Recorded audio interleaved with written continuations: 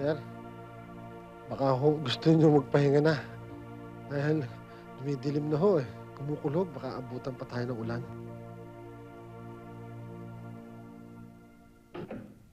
Fred, sandali lang. Yes, sir. Ang mabuti pa mauna ka na doon sa mga ka-meeting natin. Baka mainip sila eh. And discuss with them our business proposals. Sabi mo, susunod na ako. May importante lang akong kausap. Yes, sir. See you. Okay, sir. Tayo na.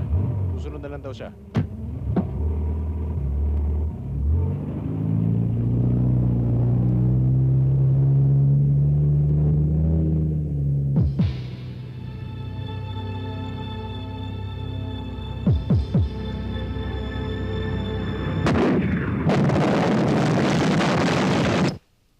Paano nangyaring nakaligtas siya?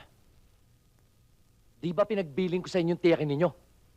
Boss, sino ba mag-aakalang wala siya dun sa loob ng kotse? Sinunod namin lahat ng plano nyo. Oo. Pero ang pinaka-importanting bagay na nakalimutan ninyo ay ang tiyakin na nasa loob siya ng kotse bago nyo pasabugin. Magselis na nga kayo.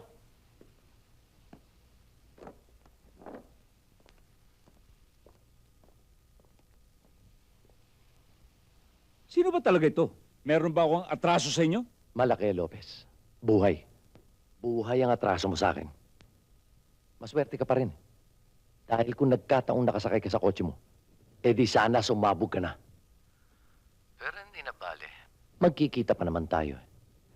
Dahil hindi ako titigil hanggang hindi kita naihuhulog sa hukay. Ikaw at ang buong pamilya mo. Hello? Hello? Hello?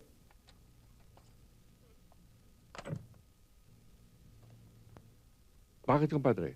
Sino kausap mo? Siguro siya yung umambus at nagpasabog ng kotse ko kanina. Anong sabi sa'yo? Uubusin daw tayong lahat. Mabuti pa, Dulce. Sumama ka na sa amin sa Amerika. Wag na, Mama. Dito na lang ako. Business conference yung pupuntahan niyo rin, mabobore lang ako dun eh. Ando naman ako. At least makakasiguro akong ligtas ka. Tsaka, sasamahan mo ako sa pamamasyal ko. Ma, I have to attend to several commitments. Ayokong masira yun. Ngayon pa nga lang pumipik yung career ko eh. Okay. Okay. Huwag mo na siyang pilitin.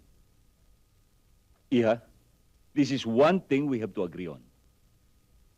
You will be under the supervision of your ninong habang wala kami. Agree? Huwag kayong mag-alala, kumadre, kumpadre. May mga tauhan akong magbabantay sa anak nyo, 24 oras kung kinakailangan, hindi alisin ang mga mata nila sa kanya.